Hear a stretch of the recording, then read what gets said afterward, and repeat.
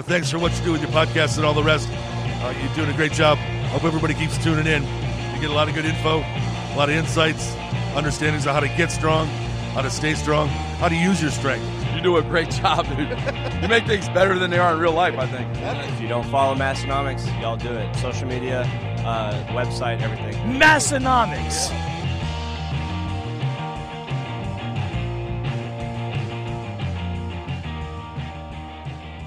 Welcome, everyone, for episode 381 of the Massenomics podcast. We are the lifting podcast about Nerfin, and my name is Tanner, and over here we've also got Tommy on the mic today. I'm also here with my boy.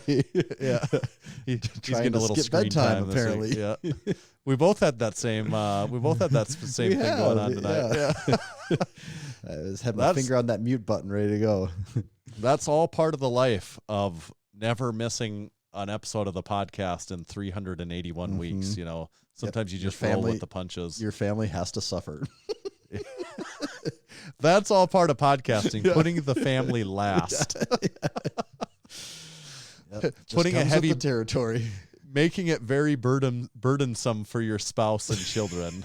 And that it does. Why we laugh and joke around for a couple of hours. Yep, 100%. This is episode 381. We've got a fun one planned today. We're going to have Big Evan T-Rex as our guest this week. We also got a lot of fun topics to touch on. We're recording this on Monday night. By the time you hear this, that means we just wrapped up the Lift Hard Live Easy Classic. So we're going to talk a little bit about that again, because we're going to talk about that every week for the next 5 years. Until we get into Arnold prep, right? Yes. We have to let the Lift Hard Live Easy Classic carry us until it's time to talk about the Arnold again. It's called content. That's how it works. Yes. But first, I want to fill you guys in on SPUD Ink straps. I'm going to play SPUD Ink straps roulette, and SPUD Ink straps roulette is where I close my eyes and just kind of try and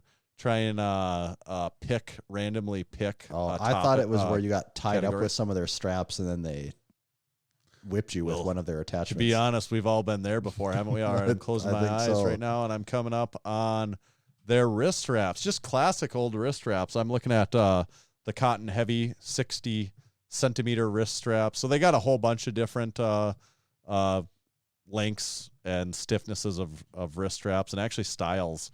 If you're ever in the market to try a new pair of wrist straps, I would check out SPUD Ink. Pretty much anything you can fit in a gym bag you can find at SPUD Ink. And they also have free shipping on all orders, $75 or more. They're good friends of the Massenomics podcast. Please support them. They support us. We'd like it if you could help us support them in return. Let them know your good buddies at Massenomics sent you. And today's episode is also brought to you by Texas Power Bars, and specifically their new 29 millimeter power bar. This thing is brand new. It's been out for what, Tanner? A month now, maybe? Maybe a month. Yeah, maybe a month or so. Has yours shown up yet? Oh, it's in the gym. It's sitting there, and it's actually sitting in there in the corner in a sleeve. Just I don't know why I haven't taken it out. Oh, like it's still in this, like it hasn't actually been. Okay. I've just actually been quite busy, and I have opened it up, and boy, I don't know what you're gonna read or what it will say about the knurling on that 29 millimeter Texas Power Bar, but that knurling is sharp. Is it really? Oh my God! If you haven't felt a new Texas Power Bar recently or ever, you will be taken aback by how aggressive the knurling is on this barbell. Well, it says right here, aggressive knurl. They weren't lying. It is not lying, especially it is freaking sharp. Like you would not drop a deadlift due to a slipped grip on that bar. I will guarantee you that. All right, good to know. Well, I can't wait to see that thing. I am going to see that in person in a few days here. Yep. But the 29 millimeter Texas Power Bar. You heard Tanner's review, and he hasn't even used the damn thing yet, and he's impressed. It starts at a very affordable price of $315. It's got that is a really good deal. It's got a great deal at the aggressive knurl that you're all looking for. Comes in bare steel or black zinc shaft, and also on sleeves you have a choice of chrome or bare steel as well. We love Texas Power Bars. moth flew into my beard while you were reading well, that I ad. saw you doing something there. I was reading the ad, so I had this pulled up, and I saw you doing something on your face there. I'm concerned it's going to nest in there now. A whole family of moths will be moving in. Have to put some I'm gonna have balls in your beard. Moth holes in my beard. They're going to eat through holes in my beard. But if you want a Texas Power Bar of your own, make sure to hop over to TexasPowerBars.com. And while you're there, tell them Massenomics sent you. Yeah, what I did in the gym, I did open it up out of the sleeve and just pulled it out a little bit. And on Saturday morning, I had some of the crew. I was like, you got to feel this thing. And it was like Caden and Larry and Justin and Corey. And everyone was like, holy shit. So is this a more aggressive knurling than what we typically have? I don't know if it is more aggressive than like if it's changed over the 10 years, like when we would have bought that, or if it's just when it is so fresh and so new, or if it is more aggressive on the 29, but it is. How new aggressive. is the newest power bar that we have, Texas Power Bar that we have in the gym?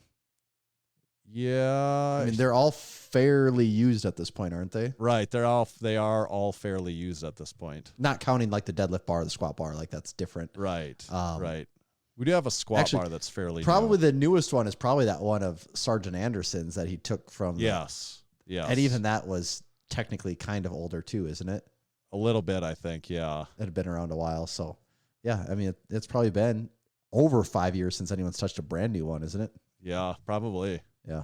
Frickin' aggressive. Aggressive as frick, that bar. I like that we both got the memo that the red raw power shirt is the one to wear tonight. I did not notice that literally until you just said that right now. I know we get on and we talk our pre-show stuff, and I never even occurred to me that we were wearing the same shirt. What are the odds of it being this shirt too? Like, it's not like, I mean, we have a huge closet. I almost never wear this one because it's a Me either. large. It's a large, and I basically wear extra large in all of the shirts now, and so it's a little tighter than what I prefer.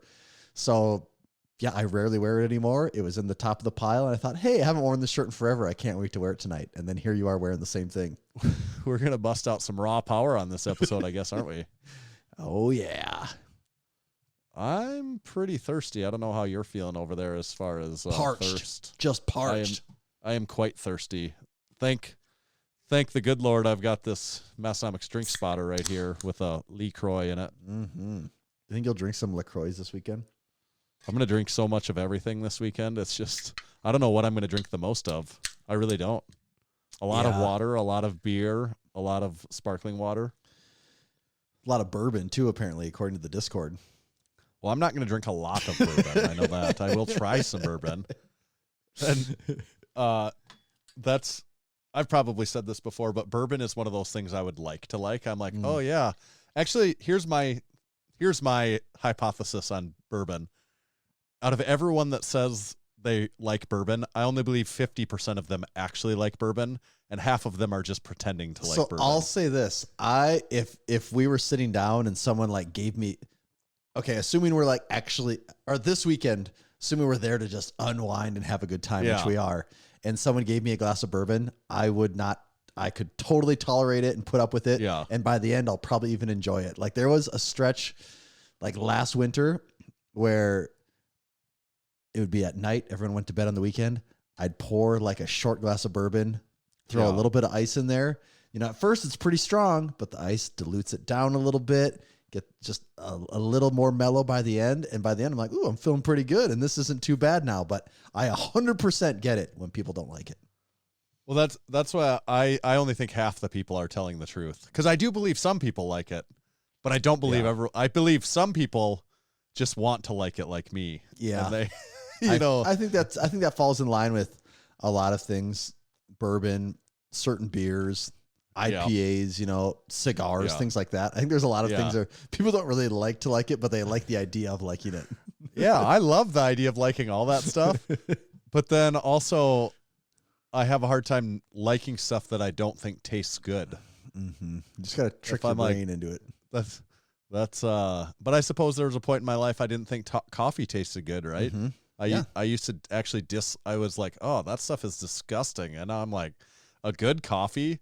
Actually, like when I drink work coffee all the time, through our... You could say that's real coffee.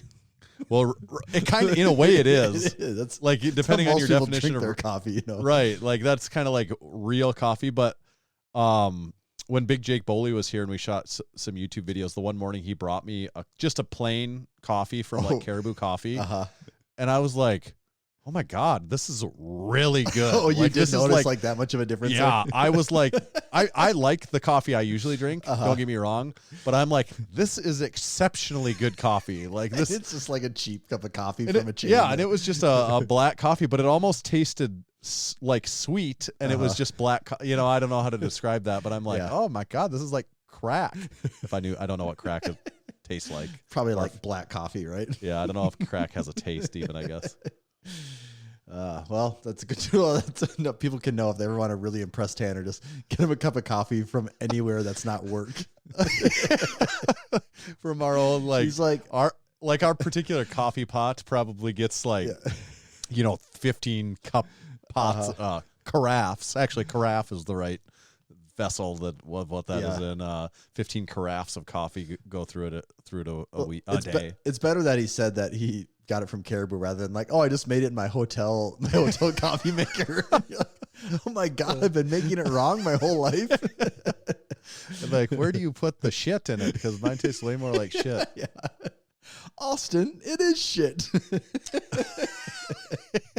It's a bit nutty. It's good.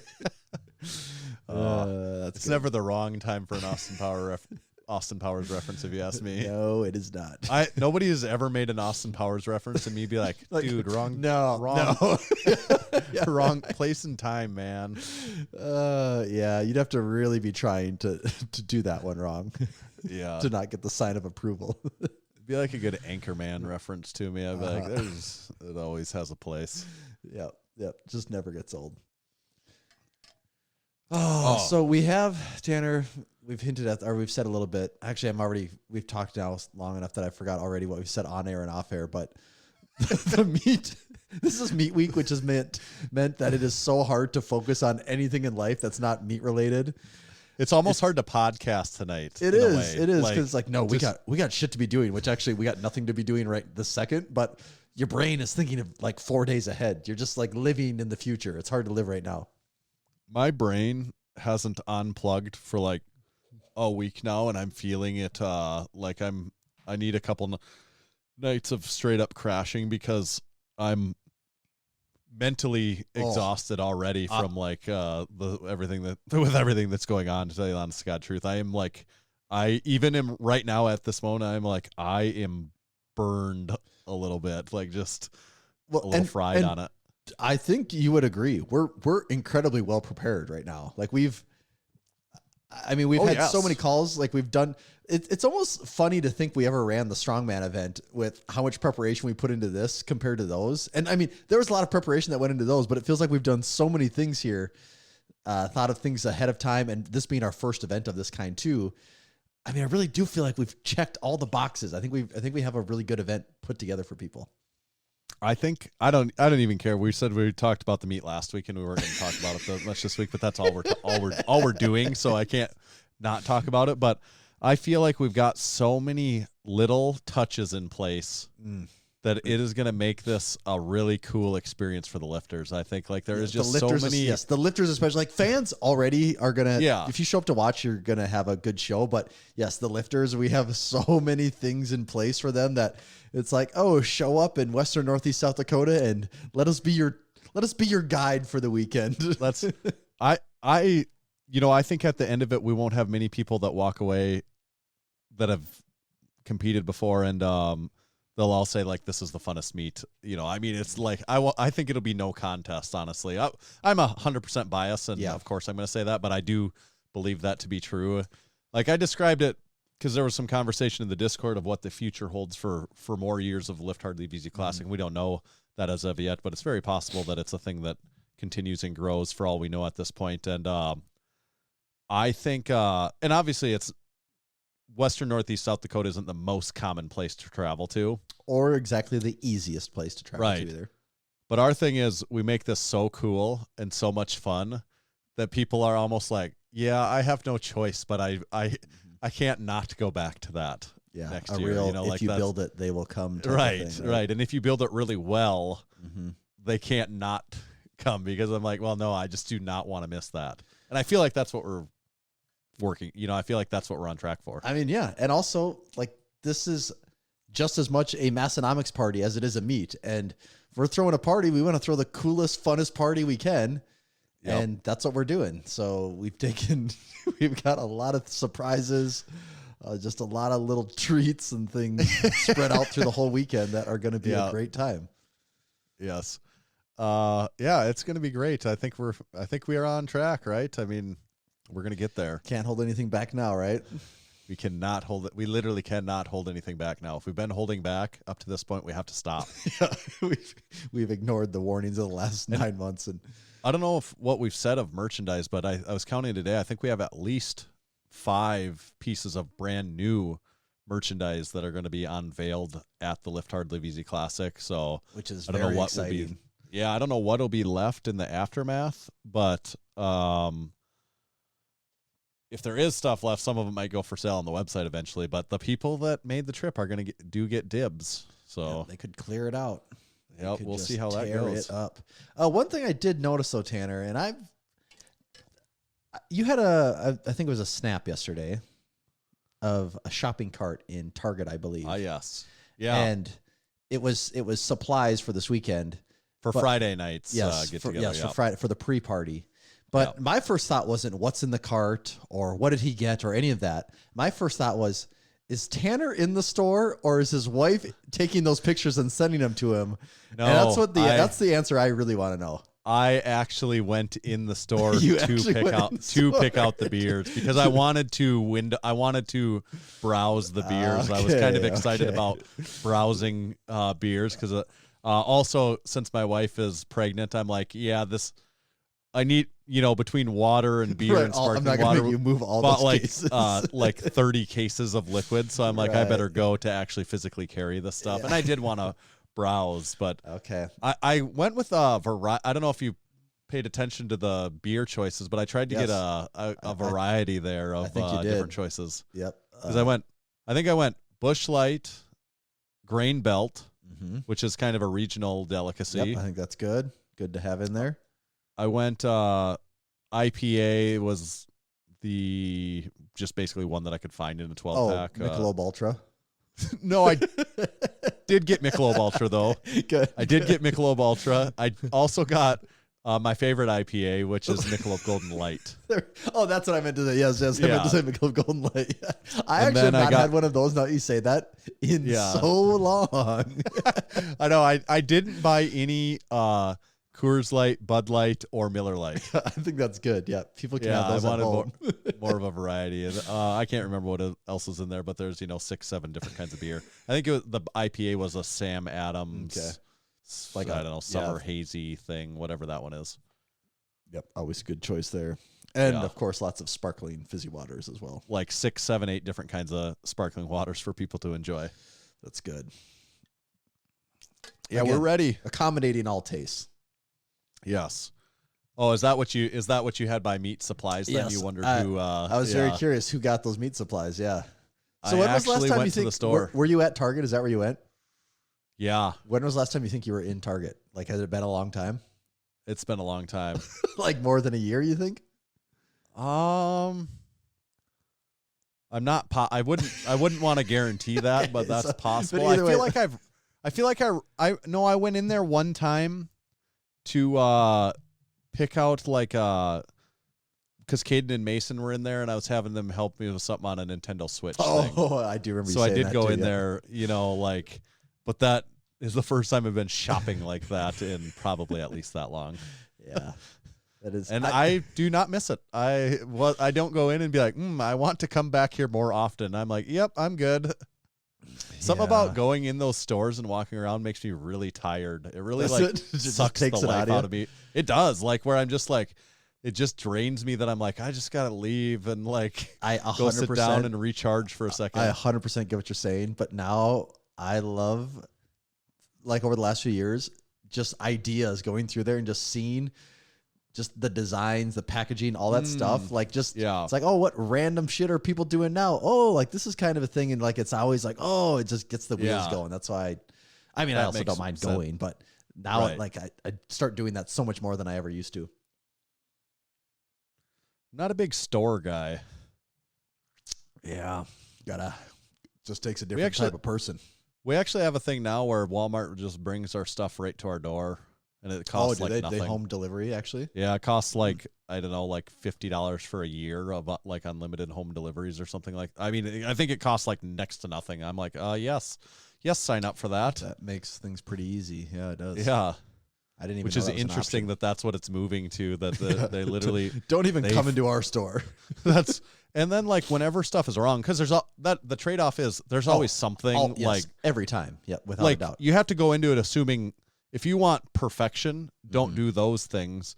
But they always correct it. You could be like, yeah, you didn't bring me any of my stuff. They'll be like, oh, here you go. Like, here's a total refund. Like there's almost maybe they just know your track record to know make sure people aren't abusing it. But weird they just because in theory they should be able to know exactly what they know exactly what you ordered because of the website. Right. Whoever rings your stuff up is definitely scanning barcodes. So they should be able to cross-reference that like so easily know if you're telling the truth or not. It's weird that there could ever really be even much of wiggle room in there. But I just wonder if it's because of the newness and they need people to just they're wanting people to accept it that they just have to like be very and they're like, well, and also like if they don't come into the store, then we don't got to worry about them stealing stuff. So that's true. And like at the end of the day, if we could get everyone to not come, all of a sudden we almost barely even need a store. Yeah. Like we could, you know, like we have our like brick 10 and mortar people could be working so right much now. cheaper. Yeah. Right. I mean, we can have 5 people working this entire store. Right. Yeah. Those are accurate numbers, I think, too. Oh God. Yeah. Yes.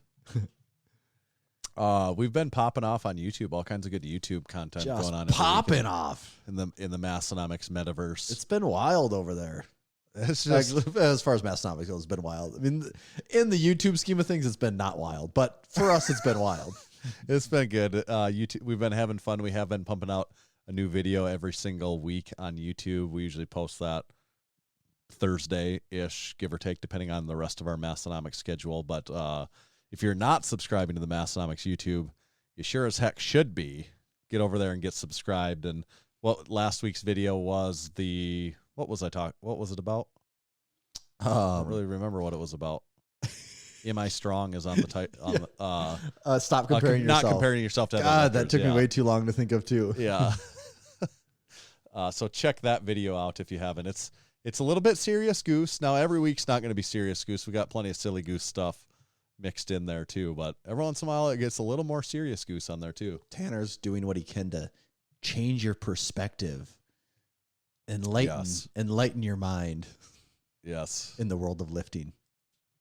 Have you are you familiar with our little segment called supporting our supporting members, Tommy? I've heard of it. I think I've sat through 1 or 2 of them in the past. Okay, it's a special little segment. We have the supporting membership options on our website. Anyone can get signed up if they want to. You head over there, Massenomics.com/join. That's where you get signed up. There's $3 option, $6 option, lift shorts level, several different levels, working on up, whatever. You can find one that fits you. You get signed up. It's basically Perk City, population U at that point, because you get discount code, access to our very active, exclusive Discord community, exclusive access to that exclusive, active community. You get information on our upcoming drops. You get early access into our meets. You get early access on our drops. You get to listen along live each week like we have supporting members doing right now. And then you also get the chance of getting on this segment, getting supported by us, supporting you. And this week, we wanted to support Big Andrew Montoya. He was competing this week in Canada against some top level, some of real the top high level strongman stuff. Yeah, he was going against, I think, Trey Mitchell was in that, and Maxime Boudreau was in there, several other strong lifters. Also, Mitch Hughes was in that group, too, our neighbor to the north in North Dakota. So big. We had a couple Dakota lifters representing in that group of like 12. There was South Dakota lifter and a North Dakota lifter. Well, it was a Canadian event, so it makes sense, right? that does kind of make sense, actually. I hadn't really pieced that together, but why wouldn't they have their neighbors to the north in on it? And I don't know how Andrew finished. I believe that wrapped up like yesterday, and I don't know what his final placing was, but obviously awesome. Just to make it to that competition is a big feather in the cap. For sure, yeah. That's like very, very high level strongman at that point. And then it hasn't come out yet as the time we're recording. It'll actually come out tomorrow. But Big Caden, supporting member and member of Massenomics Gym, is the guest on this week's Unpaid and Underrated and Unpaid podcast. I'm excited for that one. I guess that I have a lot of insight. Actually, not a lot of insight, but I guess that I personally know. Yes. So if you don't know, that is our sister podcast. It's like our little sister podcast. So make sure to check them out. Check them out. All the places you find the Massenomics podcast, you can find them. Fun stuff. It's like an additional level of Massenomics talk in there. It is. Do you think we'll have a extended supporting members segment next week? Oh boy. I don't even know. We're probably not going to be able carve out the first half of the show for that. Yeah, we're not going to be able to have a guest next week. I already No, yeah. Pretty much for sure. If there's a time right? to not have a guest, it's next week. Yeah. I don't even know if we'll survive to next week, to tell you the truth. I'm a little concerned for myself of making it through like this many long days. It's going to be so much fun and also so tiring. I don't know how I'm going to go to work the following week, actually. You have a few more duties because you're hosting some things. I have the luxury of I'm coming from out of town, so I can kind of just, I'm coming to help set up, but at the same time, I don't have to do a lot of that groundwork up front the way that you have to on things. Right. I mean, it's all very much worth it. I would hate to make it sound like I'm complaining because I'm as excited for this as I have been for anything in a long time. Mm-hmm. But it does just feel like it should be here now. Now it's like these last few days, and I'm like, I was even in the gym today, and for a while I was the only one in there. I'm like, where is everyone? Yeah, I'm like, it's supposed to be fun. All these people are going to be here. Where are all my friends? They're prepping. They're prepping their meat. They couldn't hold anything back, could they? Mm-mm. Okay. And for everyone that's coming to the meet this week, you're gonna get to see the Strength Co booth. They're gonna be there in their full glory. We've talked about some of their exclusive items that they have for sale there. I want to fill you in with a little more Strength Co information here. This is the Strength Company. We've set out to build a better barbell plate on American soil. We ended up here at Wisconsin's legendary Wapaka Foundry. With over 60 years of ironworking experience, the foundry had the knowledge, technology, and processes to build our weights to our exact specifications. The Strength Company plates are slim but rugged, smooth but easy to grip, and electro-coated for durability and to look great in your gym. This is the next generation of American iron. Only available from the Strength Company. I can't wait to go to that booth. Oh boy, it's on one of my top 5 lists of booths at the Lift Hard Live Easy Classic. Okay, remind me again. You said Grant is coming. Big D's coming. Is Connor coming? Connor's coming. Did you Big say Ron? Oh yeah, Big Ron is That's coming. right. Okay, yeah. Is that everyone from the Strength? I think so. That's 5 people. That's like 4 more than I expected to show up. So that's really good. All right, that's awesome. Today's show is also brought to you by Bearfoot Shoes, who will also have a booth at the Lift Hard Live Easy Classic. Most shoes harm mobility by over-restricting your foot's natural movement. Barefoot shoes are designed with minimal restrictions so your feet can move the way they're supposed to. Move with more strength and confidence in every step. Barefoot Shoes was founded by Chris Duffin, who attributes proper foot biomechanics as foundational to his success in squatting and deadlifting over 1,000 pounds for reps. He helped create the company to provide a minimalist shoe that can be worn for anything from deadlifts to walking your dog. Go to www.barefoot.shoes to check out the best minimalist shoes available. And while you're there, make sure to use code Massenomics to save 10% on your next order. That's barefoot.shoes. Code Massenomics is going to save you 10%. Thank you, Barefoot. You ever read an ad, Tanner, and like the entire time you feel like you're holding in a fizzy water burp while you're reading it? Mostly every week that happens, yes. Okay. That essentially happens to me every week on the show. I just remembered I met Discord crew member and also in the live stream right now, Big Colton at the gym the other day. Oh, finally. Yeah. Finally, you guys are at the same place and the same time. Was he wearing a Massenomics shirt? He wasn't, and he goes, he like, was or wasn't? He was not. And he's like, the first time I don't wear a Colton. Massenomics shirt to the gym. No. Right. He's probably never worn one before. I figured there was something going on, though, because he was overhead pressing more than 95 pounds, which is a rarity in that gym. So, you're like, wait, are you Big Colton? Yep. So we got to connect a little bit there. Always good to meet a crew member, Massenomics supporter in Sioux Falls. Always appreciated. That's good stuff. Then our guest isn't here yet by chance, is he? No, he is not. Okay. We've been working on the local media circuit, getting ready for the Lift Hard Live Easy Classic. So some places you can find some Massenomics interviews this week would be SD Sports Scene. Did a little interview with them yesterday. Dakota Broadcasting, one of the radio stations, did a little phone interview with them the other day. And then maybe the most in-depth story I think is we're going to see from Aberdeen Insider, which, correct me if I'm wrong, but is owned by Aberdeen Magazine. Yes, I mean, yeah, or is adjacent to Aberdeen Magazine. As far as I know, it's the same person owns both of those. Yes, yes. So Aberdeen Insider, which is more like a weekly newspaper, where Aberdeen Magazine is more like a quarterly, bi-monthly. I think there's 6 issues. It's like a magazine, 6 issues in a year. Yeah, so we're not going to be an Aberdeen Magazine, but we are going to be an Aberdeen Insider, the newspaper version. We got to kind of go through we the have to prove initiation ourselves, fees. probably. Yeah, we got to prove ourselves before we make it to the big leagues. So, and the most exciting part is they're interviewing at least one crew member that I know of. Maybe they'll end up being more, but there is at least one secret crew member that they're interviewing. Wait, does this mean there's a new mole? There, in a way, there is a new mole. Yes, that is what I would say. There kind of is a new mole. I don't think anybody else besides someone has super privileged media access to represent us on our behalves. This crew member has been briefed on it, and they are in a funny way, they are technically the new mole. Yeah. I would say. So interesting. And it's I won't say where they're from, but they might not even be from, they might not be a local person.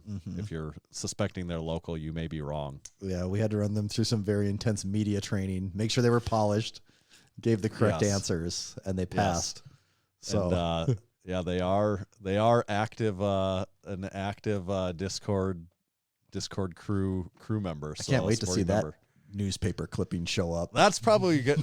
I'm excited to see what pans out from that one exactly. I've been on a couple calls. I'm actually meeting with them at the gym tomorrow morning. I think to talk more about it. So awesome.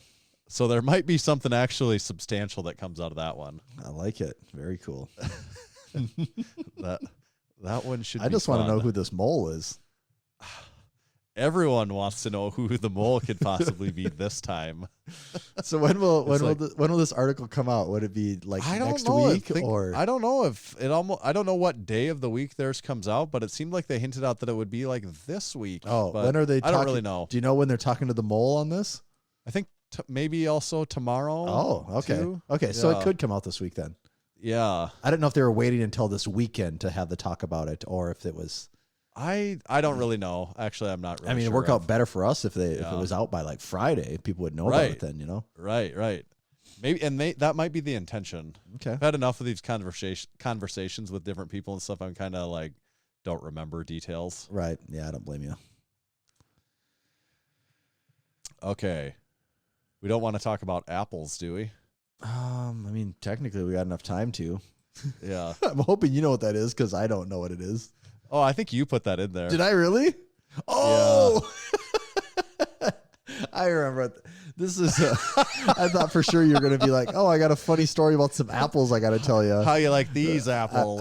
I was waiting to just kick back and have you explain some stuff to me, but tell you a really good apple story. Yeah, I remember. This was actually from Oh, do you see this right now? Yeah, I don't know. Did I do that? I don't. Someone's sharing our screen. I don't want to share my screen. The hell's going on here, Tanner? Oh, co-editing Evan Singleton's whiteboard. Oh. Big Evan in here? I don't know how he got onto a whiteboard, man. Oh no. Oh yes. There. Okay. The crew's messing with us. I don't know how they started a damn whiteboard. I remember what this Apple. We had a technical difficulty there, but I remember what Never seen that before. Yeah, I haven't either. I remember what this Apple was. I put that in there the day they announced the VR headset or their AR headset, and that was now like what, a month or two ago. Yeah. And we were podcasting. We were busy that night. We had so many topics that we never talked about it. Now it's been long enough. I feel like it's not really relevant for us to even talk when about does that come out? Like this year? Think it's either the end of this year or early next year. I actually forgot already. It's not super high on my priority list, being it's going to be like $3,600 or something like that. So I'm sure it'll be cool, but I'll probably be sitting it out for a while. So yeah, that's all I got there. Nothing too crazy. I did, I've heard some about that. We've talked about the Lex Friedman podcast, and you talked about Matthew McConaughey on there. I did, listen to that episode. And oh my God, he is like like I'm like, oh yeah, he is that same. That is what he is. Like he's that, like that guy. Yeah, he's kind of like the character from Wolf of Wall Street, isn't he? Like, yeah, he absolutely is. And I'm like, I just can't believe people talk like that. Well, like, you also you say, I mean, to act like that is a privilege of being incredibly rich. And right. I mean, if you acted like that almost in any other job, they'd be like, okay, just say some goddamn words. Like, quit talking in no man's in la la land. Like, say some words. That's here. a good point. Yeah, like that is a privilege and a luxury to be able to act like that. I think that's a really good point. That actually is, because that's my first thought. I'm like, I don't know anyone that talks even remotely like that, but I think that's a great point, because nobody can talk like that, because they'd be like, it's like if you're fired, like do something. Yeah. If you listened, he doesn't do them now, but if you used to listen to like interviews with Kanye West, it's the same thing. You're like, dude, you're saying words that aren't even like related to what we're talking about. And then you're like, you get done telling your story and you're like, yeah. And people are like, am I supposed to clap? I don't even know. That had nothing to do with what we were talking about. But yeah, hey, it is entertaining. That's for sure. But yeah, he's on a different wavelength, isn't he? It is like a different wavelength. That's a good way of explaining it. I think, where it just is like a little bit. I'm like, that's what people are like. I don't know any people that are like that. And it's great to have people like that in the world, but man, the world would not work if it was full of only people like that. He does say stuff exactly what you're talking about, though, where he talks and he finishes something, and I'm like, I'm lost. Like, and it's not like a technical expertise. Sometimes, like, do you even know what you're saying, though? I do wonder that sometimes. Right. Our guest has arrived, Tanner. Are we ready? Okay. So did you boot out? Everyone's booted. I got him out of there. Well, that was quick. I didn't even know what was going on. Call that a sleight of hand. Yeah. There he is. Hey, there we go. How's it going? It's going good. How about yourself? Pretty good. We'll just, if you're ready, we'll just fire right into it. So that way we don't say anything super important that people get to miss out on. We don't want to waste all the good stuff when we're not recording. I'm ready when you guys are. Awesome. All right, Big Evan, we are excited to have you on the Massenomics podcast. First things first, you just came out off of an enormous win at Giants Live. How does it feel? It feels pretty good. I'm the type of person where if the competition's on Saturday, I'll give myself the weekend to feel it, to experience it, to kind of like relish in the moment and enjoy everything that happened and all of that. But as soon as I got home on Monday, I'm all about just getting right back to work and just getting ready for the next one. So today, were you right back to work? I mean, were you training today and back at it? Oh yeah, right back to work. Get ready for the Shaw. Yeah, because it's not that long of a turnaround time until the Shaw Classic, is it? Nope, 5 weeks. So with a quick turnaround like that, I mean, are you feeling pretty good, or is there some things you need to take it a little easy for a week or two here?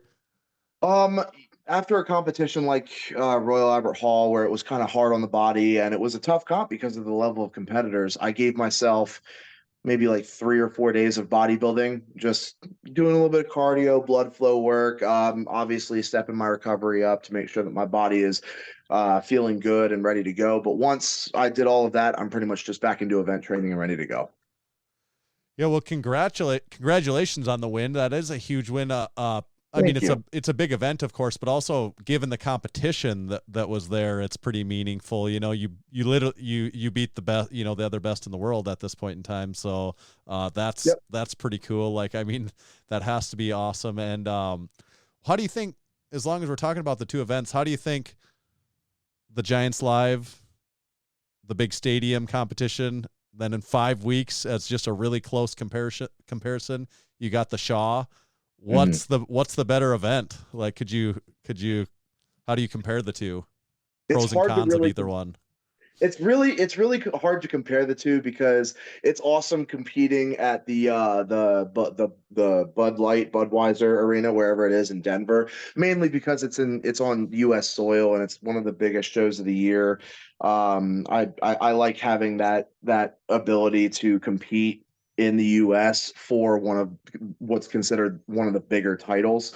But also to compare it to Giants Live is difficult because Giants Live is amazing. The crowd and atmosphere is nuts. I mean, there's an entire strength culture over in Europe, and it's just wild that like I can walk down the street and people will recognize me from Giants Live, from World's Strongest Man, because everybody pays attention to it. Strongman, powerlifting, it's got such a strong culture over there.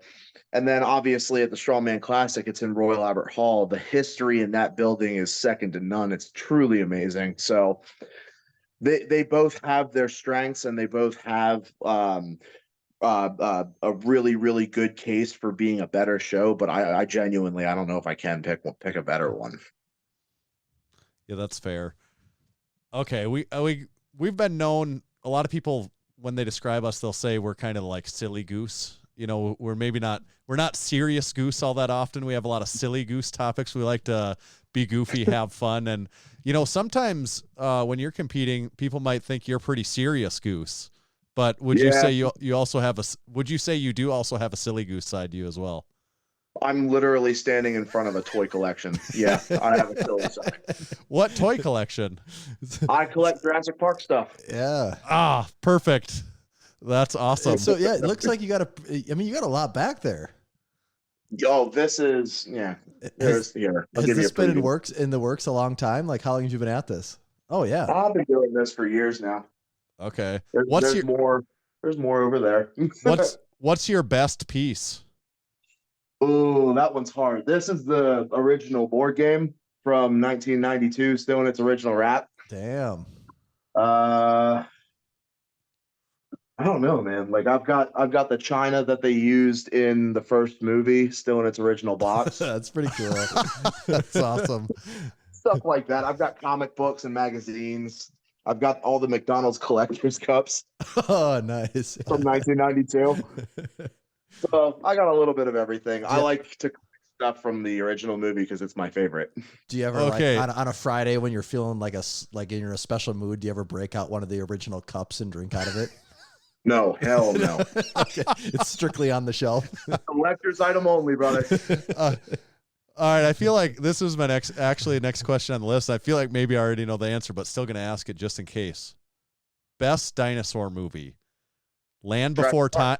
Well, what about Land Before Time? How does Land Before Time compare to it? Land Before Time, I would say, is probably the best children's dinosaur movie. Yeah. Yeah, that's fair. But Jurassic Park is still your overall number one then. It's my favorite movie, period. I obviously. Yeah. So how old are you? I am 30. Okay, so you would have been born about the time that that movie came out then, right? Yeah. I was 1 year old when that movie came out. Okay. So how old were you when you saw it for the first time? 3. Oh, okay. You did actually. Okay. Yep. That's a pretty intense movie for a 3-year-old. Oh, I saw dinosaurs and I was infatuated. The scene that because I was just like 5 years older than that, so I was probably 6, 7 years old when I saw it for the first time. The scene that literally scared the shit out of me as a kid was the stainless steel kitchen. When they're hiding in there, like the velociraptors are in there. Yeah. Oh man, that was some scary stuff. Like that would still give me. You know, that's very suspenseful there. I love that scene. Oh, absolutely. Spielberg did an amazing job just creating suspense in tight, close-knit quarters like that. And I feel like that's kind of what made the Raptors in the original movie like a little bit like scarier than the T-Rex, because the T-Rex was bigger and like it was obviously terrifying, but like the Raptors, like they can follow you into like a building. You know what I Right, mean? they're these in the room with assassins, you. yeah, that were Yeah, just they're coming like for you. silent in the room with you. You don't almost don't know if they're right behind this wall that you're both touching right now. Yep. Yeah. So how do you like I don't know how many Jurassic Park follow-ups there's been since then. You know how many additional movies? Do you like There's all the been new 5. ones? Okay. There's 3 Jurassic Parks and 3 Jurassic Worlds. I like the second Jurassic Park. The third Jurassic Park should never have been made. Okay. The first Jurassic World, I liked it, but not nearly as much as the Jurassic Park movies. And then the second and third Jurassic World were very, yeah. Okay. So I just can't quite capture that magic again, huh? Nah. What's the dude's name, the actor that was in Parks and Rec that's in Jurassic Park? Chris Chris Pratt. Pratt. Yeah. So is he in all of those, like all those newer ones? Yes. Yeah, he's in all 3 ones. Okay. So what's the origins of T-Rex as your nickname? Well, obviously I've been a fan of Jurassic Park forever, and actually it's my earliest like interest in any kind of a career field was to be a paleontologist. And I wanted to pursue that, like go out on digs, go to college for it, get my doctorate in it, all of that good stuff. And T-Rex obviously has always been my favorite dinosaur. And you know how when like I don't know if you guys have tattoos or not, but you know how like you'll think to yourself, "Oh, this would be really cool right here," and then maybe a month later you're like, "Nah, that's a stupid idea. I'll think of something else." Yeah. I've gone through so many tattoo ideas, but when I was about 15, I came up with this. It's T-Rex claws going up my middle and index finger. I have them on both hands. I came up with that idea when I was 15, and I never changed it. It was always the same idea. I thought it would be a super cool tattoo. And about 2 months before my first strongman competition in 2018, I pulled the trigger on it. I got it done, and I went into my first amateur competition with my T-Rex claws, and everybody started calling me T-Rex, so I just kind of ran with it. And here we are. That's pretty good. A lot of people, you know, with their tattoos, they can get bad or dumb nicknames that they didn't want. Like in your instance, it worked out perfectly in your favor here. Yeah. Absolutely. It couldn't have worked out better. Yeah, it is a really sick nickname too. It's a good one. I dig it. I mean, there's not only is there like a little bit of a story behind it, but there's also like if you look at it from a business perspective, it's really good marketing. I mean, at some point in most, I would say a overwhelming majority of people's lives, at some point they like dinosaurs. Mm-hmm. So everybody can relate to the nickname in a certain way. You know what I mean? Yeah, absolutely. Yep. Yeah, I got a 3-year-old boy, and he is on the dinosaur train right now. He is all about that life. So the dinosaur train, that's actually a show. That's a really? kid's show. Yeah, dinosaur train. Yeah. I was a dinosaur kid when I was little, and I kind of forgot about that world. And man, I'm getting like sucked right back into it. It's all coming back to me. So you talked about the marketing, you know, that it's good for you, it's good for your career, it's good for strongman. Mm-hmm. You did pro wrestling. Do you pull that? I mean, is that something that you getting into strongman that you maybe are more aware of and conscious of than some other people because of that background?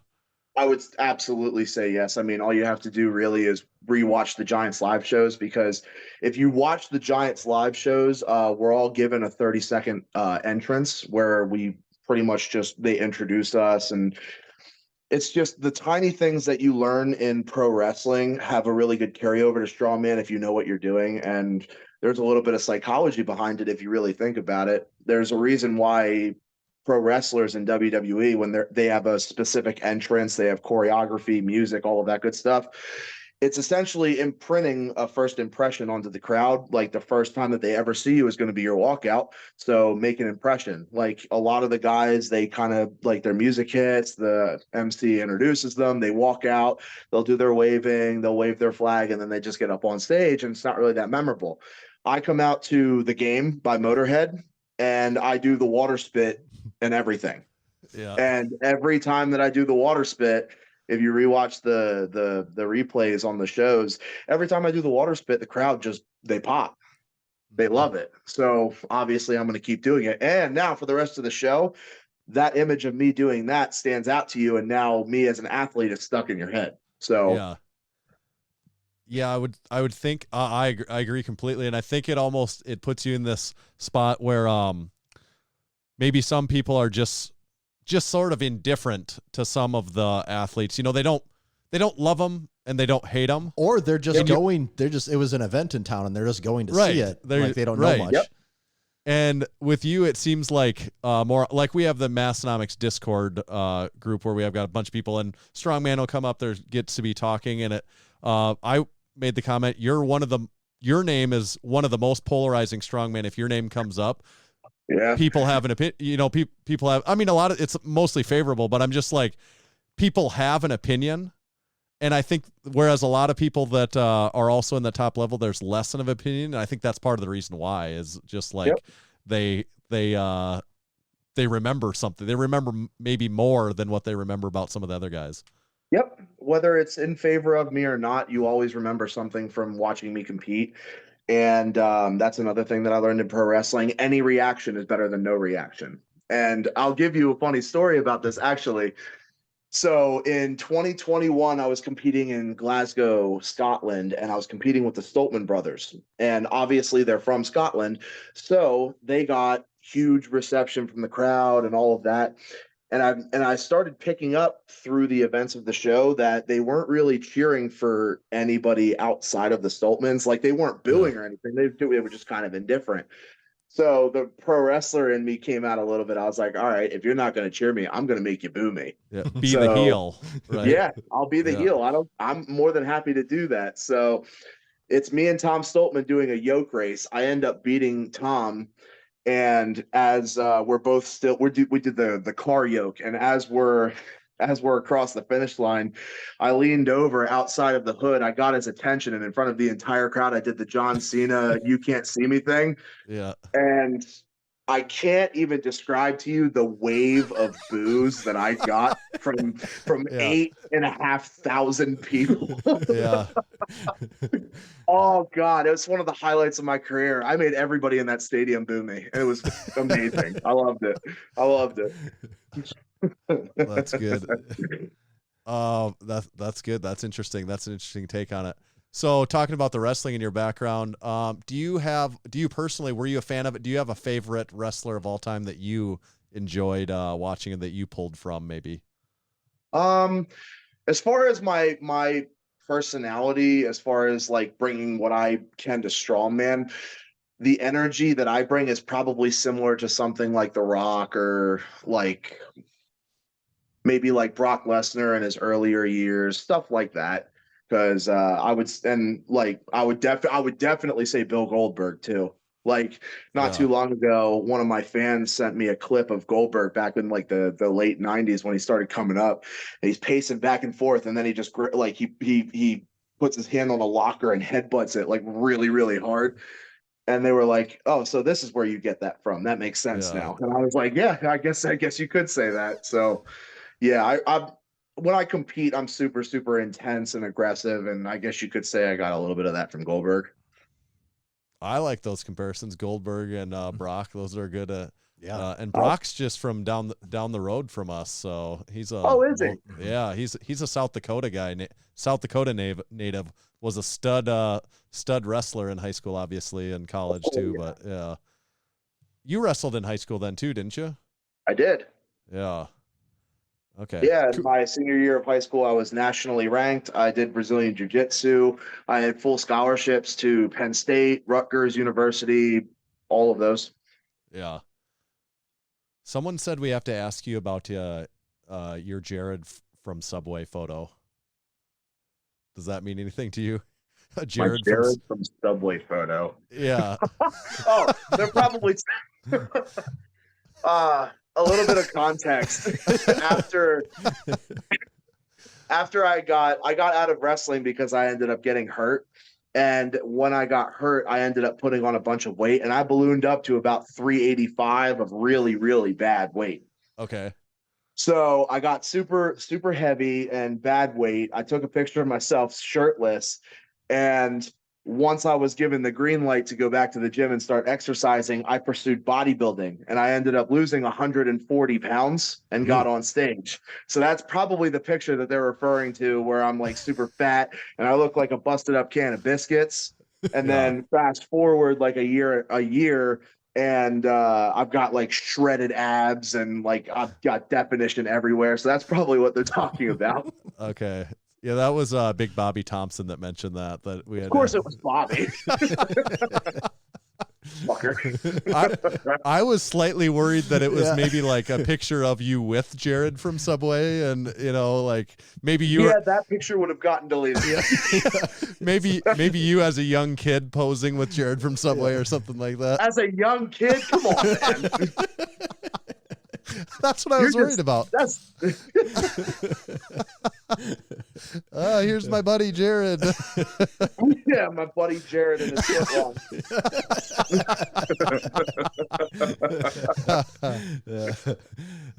So when you decided, all right, I'm going to start doing a bodybuilding approach, I'm going to start losing weight. Like, was that easy for you? Like, were you able to do that, or was it hard? Oh God, no, it was hell. Yeah. I was dieting for about 8 months before I got on stage, and I'm talking like every single day, 2 hours of cardio, 2 hours of weight training. I would do like maybe 30 to 40 minutes of posing practice every day. So you were really all in on this when you were doing it. Oh no, yeah. That's the one thing about my personality that's consistent throughout my life, is that when I like decide that I want to pursue something, I'm giving that everything that I have. That has my sole attention now. Yeah, that's cool. I've got a couple of strongman related questions for you then. Shoot. First one, if you could go and compete against anyone that you didn't get the opportunity to compete against, because they're in a prior era to you, anyone on your list that you would have liked to gone, toe to toe with, head to head with? I've got 3. I would have loved to have competed against Halfthor, the Mountain, Eddie Hall, and Mariusz Pujanowski. The Dominator. Yeah. Yep. Yeah, that'd be 3 good ones. It looked like there was a possibility that Thor was going to happen. Maybe you would have got that chance, but now I don't know what the future of that holds. Yeah, ever since he tore his pec, he's been kind of like vague on what his like future plans and goals are. So I don't know. Maybe he'll come back. Maybe he won't. Yeah, it's unfortunate because I think that would have been, regardless of, I don't know where he would fit in with the top competitors now, but it would have been good for the sport no matter what. If he's back in there, like it would have been good for everyone, honestly, I think.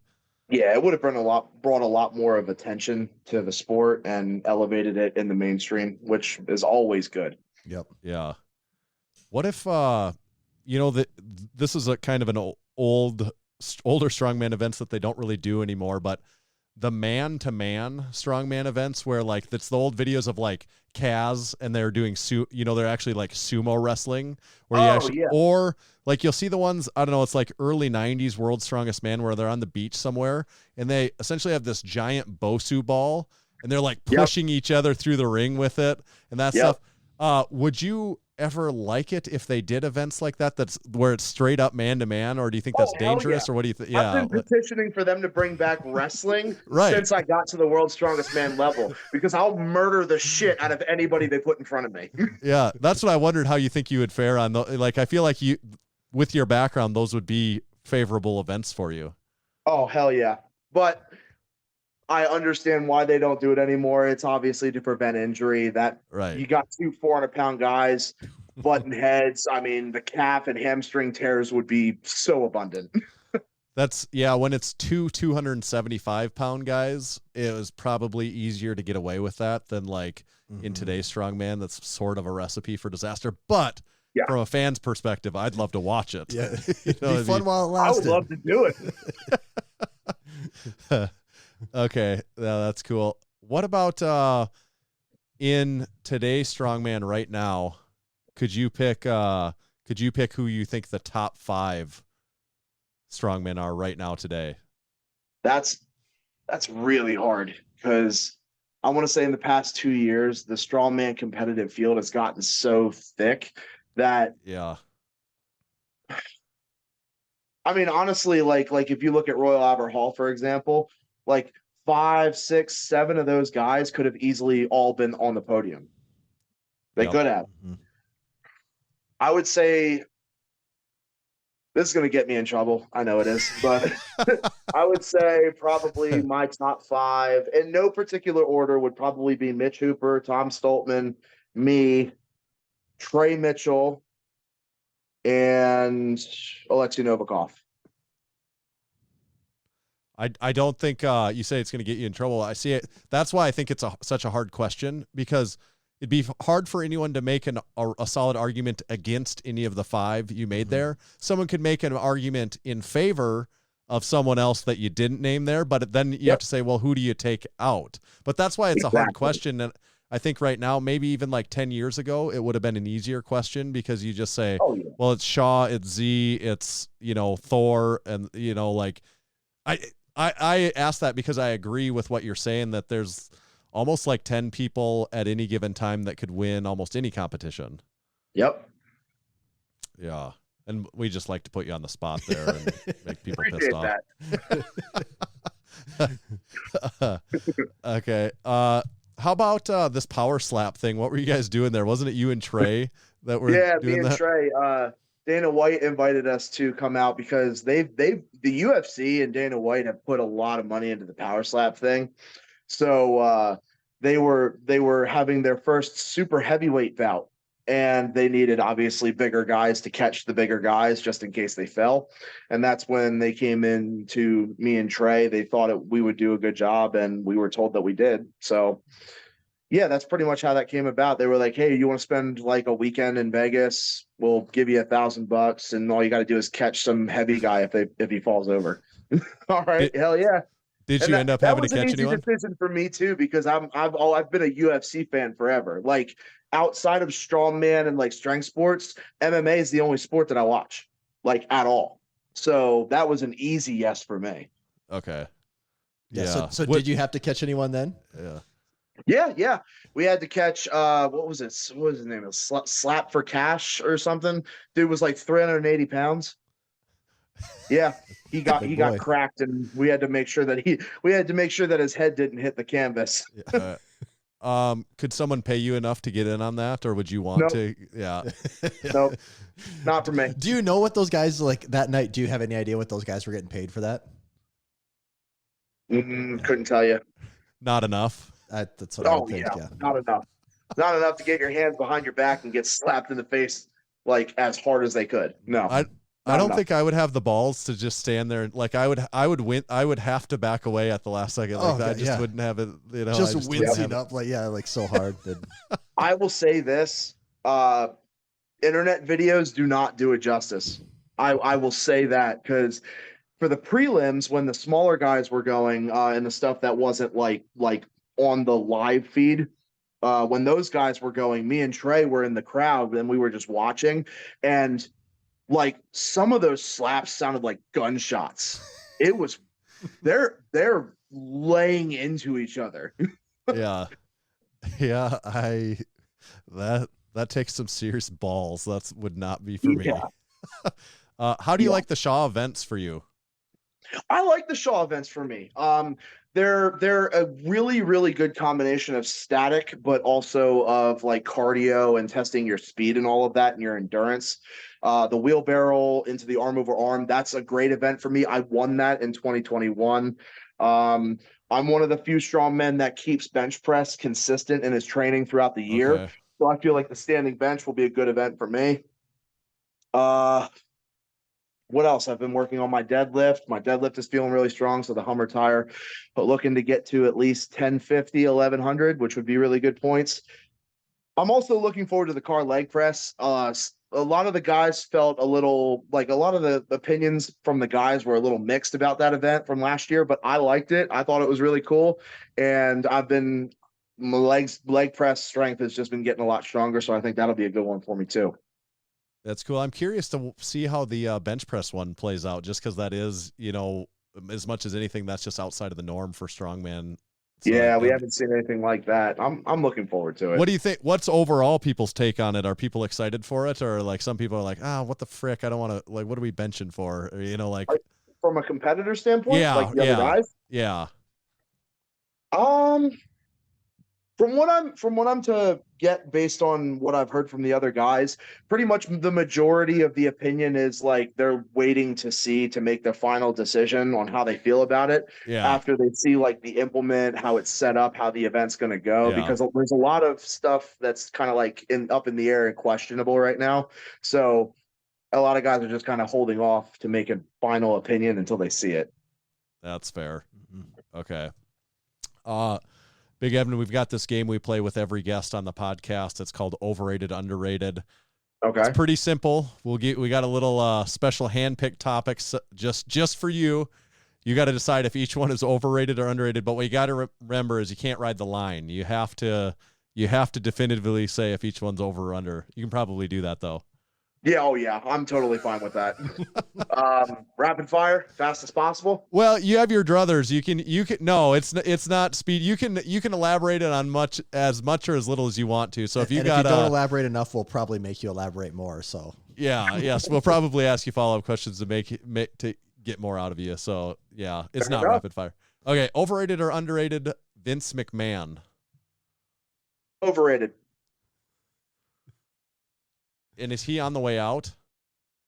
Yeah. Is that what's happening now? Like, is he? He's on the way out, but God, he is putting up a fight because it's abundant based. It's very apparent that he doesn't want to leave, just based on the fact that he still has majority creative control, and he's not really relinquishing any power, or creative ability to Triple H or any of them. So right. Yeah. Okay. So that's the WWE, obviously. When you were wrestling, what was the?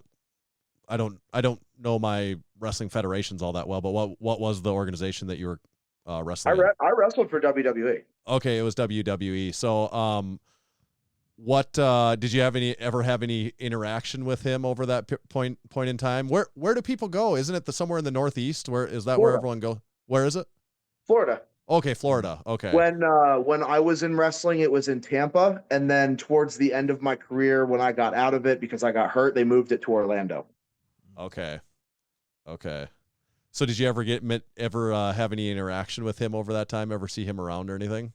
Not with Vince, but I've met Hunter a couple of times, Stephanie once. I've met damn near everybody. Yeah, that's cool. So Vince overrated though. Yeah. Okay. Overrated or underrated? Titanic, the movie. Overrated.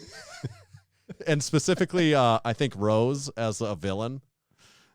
Yeah, Rose is quite literally the biggest movie villain of all time. Absolutely. I got to go back and watch Titanic because I do not remember this movie hardly at all. So I can't. It's a horrific fucking movie.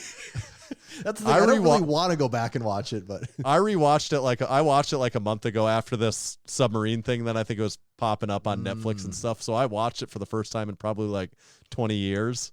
Yeah. So you're not a nightmare, isn't it? Yeah. Was it? Yeah. Regarded as one of the most romantic movies of all time, and if you watch that as an adult man, that shit's a fucking horror movie. Are you kidding me? First of all, she has an affair with this random poor dude on a boat. Okay, so and then in the middle of a tragedy, she pushes his ass off the boat and lets him sink to his death, and then spends the next 70 years of her life raising kids and married to another man just so she can reminisce about this one fling that she had 70 fucking years ago. And then after finding out, like the guy who's looking for this jewel, this gem, whatever it is, after learning about that, she tells this long ass played out story, throws the gem that she had the entire time into the fucking ocean, and then dies on this dude's boat. Seriously? Villain. That's villain energy. Oh, and then when she dies, she's reunited with Jack, not her husband that she raised kids with. That's the part that got me when I watched the movie that I definitely never caught the time before. That's when she dies, it kind of like shows her like, whatever, going to heaven. And it's like she's going up the grand staircase of the Titanic and Jack's there waiting for her. And I'm like, I turned to my wife and I'm like, what about her husband and like all the people that was my exact thing. I'm like, she was married and had kids and has grandkids. What about those people? Why is she with this guy? Rose, biggest movie villain ever. Wow. Up there with Hans Gruber and Darth Vader. But don't they say like, sure, the door or panel, whatever that was, it was big enough for both of them, but it couldn't have supported the weight of both of them. It would have sunk. That door was legitimately like 10 feet tall by 6 feet wide. They could have had a studio apartment in New York with that amount of room. And like teenage Leonardo DiCaprio looks like he weighs about 105 pounds, even Exactly. soaking wet. So, yeah, exactly. There was enough room on that door for both of them. Yeah.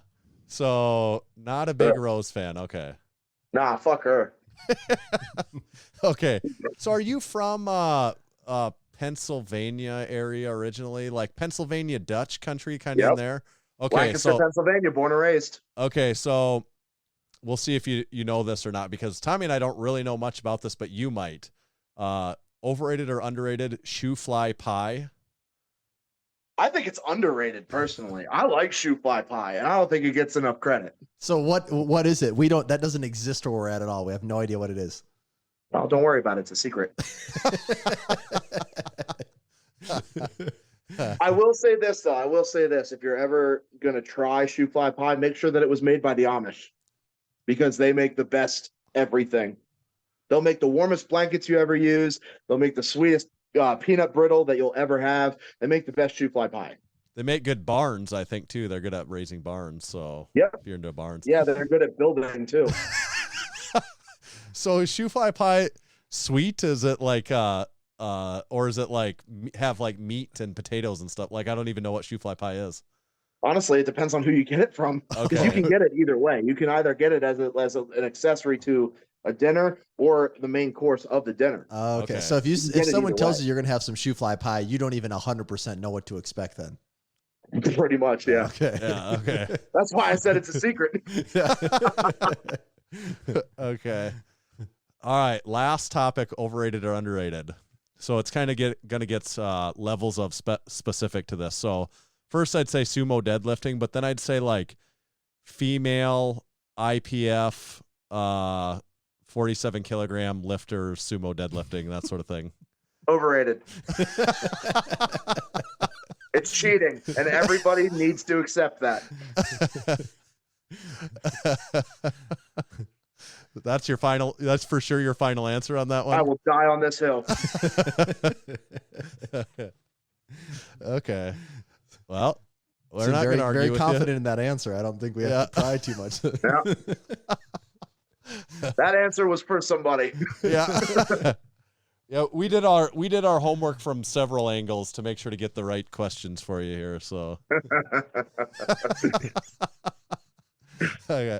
Well, awesome. I think we're adding up the scores now, and it looks like you passed overrated, underrated. Oh, there was a possibility I could have lost. Yeah, it's kind of a pass or fail course, and you passed. I'm not surprised. I'm good at everything. So, who's going to win the Shaw? Me. Who's going to win World's Strongest Man 2024? I thought those might be your answers, but good to get it on record still. Yeah. Yeah. Are you doing the Rogue Invitational in October? I haven't gotten the invitation to it yet. What the hell? I've been very... What more do you need to do? Honestly, I'm not really sure. The ball is kind of in their court. I'm not sure what the invitation process for Rogue is. Okay. There's no way to really qualify for it. I'm hoping that a combination of my performance at World's Strongest Man this year mixed with the fact that I got invited last year, but I was unable to compete because I tore my bicep and had surgery to repair it. I'm hoping that my invite will carry over and I'll get to compete at Rogue this year. I'm really, really hoping. I got my fingers crossed for that one. Yeah. Well, and I would think winning this last Giants. I mean, I know it's Giants Live isn't a feeder for the Rogue Invitational or anything like that, but it's all relevant, right? Yeah, like they it's all want part of the resume, you'd think. right. They want the I'd people like in to there. think so. Right. All right, cool. Well, we're excited. We're excited to watch it. I always like cheering the Americans on. You know, I make a big point of that on here. I thought it was really cool. Let's see, it was you, Bobby, Kevin, Brian. Who am I forgetting? You guys were all training together prior to Worlds. Trey. Oh, of course, Trey. Yeah, so that was cool. I really enjoyed. How was that experience? Was that fun? That was awesome. That really was. I'm a very patriotic person. I got a big ass flag on the wall in my room. And it's really cool to be able to go out to Colorado, where Brian, being as established as he is, as like a living legend in the sport, inviting all of the guys who you could say are like the next like up and coming torch carrying guys for the American strongman circuit. It's just really awesome to go out there and spend time with Brian, pick his brain, ask him questions, learn from him, hearing about his experiences and just everything in general. Honestly, I loved being out there. I really did. What does that guy really know about strongman, though? I don't know, bald nerd. I don't know. Like what? He's got to prove something before I would want to listen to him. You know, he's got to accomplish something before I give him some time, then we'll see. As I get ready for the Shaw Classic. Yeah. That was cool though. I really appreciated that. That was fun to see, fun to watch. So that's cool. I hope some stuff like that continues to happen. I hope so too. Awesome. Well, we really appreciate you coming on, taking some time, and I would say we had a silly goose time, didn't we? I had a good time. It was good. I think people really enjoy this. People especially listen to you after you've been kicking ass here as of late. So it's fun. We'll be cheering for you. Cheering for you. And it's the Shaw. Is that August? Is that when? Yeah, it's August 19th and 20th. Yeah. Okay. Sweet. Anything else we didn't talk to you about that you're like, oh, what the hell? I really wanted to talk about this. No, I was pretty much just giving you guys the reins, and I was just along for the ride. Okay, sweet. Awesome. Well, like I said, we really appreciate it. This was a lot of fun. We'll make sure that everyone hears your opinion on the sumo deadlifting, and you know that. Please do. I'm about to put it in my bio out of spite alone. Awesome. All right. Thanks, Evan. Thanks a lot, Evan. Thank you very much for having me. All right. Cool. Oh. Cool beans! Cool beans. Cool beans! There it is. Did you give him a double dose of Shoofly pie cool beans? It was a Shoofly pie, and then when you opened it, it was nothing but cool beans. It was part of the surprise. So that's what is inside Shoofly pie is cool beans. Just cool beans. A lot of cool beans. Amish cool beans. Yeah. Well, we definitely had a silly goose time there, didn't we? We did. We didn't even really have any serious goose time in the whole thing, did we? No, that was a lot of fun. I enjoyed that. That was a lot of fun. He has it's hard. It was kind of dark lit in there, so I couldn't see everything, but it looked like he really had an impressive. For anyone that's just listens to audio only and doesn't check us out on YouTube, first of all, check it out on YouTube if you haven't before. But he had, you can see like a Florida ceiling bookcase, looked like multiple of them, just filled with toys and collectibles from Jurassic Park. He wasn't lying. There was a lot there. Yeah, so he really lives the T-Rex life. It's not just a clever strongman nickname, is it? No, he ain't messing around. Oh, well, that's good stuff. I'll be interested to see how the Shaw plays out. I wish we could have been in there at it this year. I know. But hopefully, you know what they 2024. Say? There's always next year. There is always next year. And then we're also, who knows what 2023 brings. We're just this week, we're having some meetings on talking about some other possible destinations that we make where we're able to get before 2023 is over. Some of our next major events or things that we got possibly planned. You know, like we said earlier, we're wildly successful YouTubers now, so we don't have to have a booth everywhere we go. We can be YouTubers. True. We could just go YouTube now. Literally hundreds of people are watching those videos. So they not, demand if us. that's not a smashing success and a reason to Yeah. fly across country and get more content, I don't know what is. They demand us to travel. No, they need us traveling. Yeah, never mind like an Instagram account that might have a video like it's 1 million views. That's not the focus. It's a YouTube with hundreds of views. Do you think Evan was like, well, I wonder if they always wear the same shirt? I sit lower though, so like he can maybe only see the top, but he wouldn't have to be that observant to be like, why are they having the same shirt on?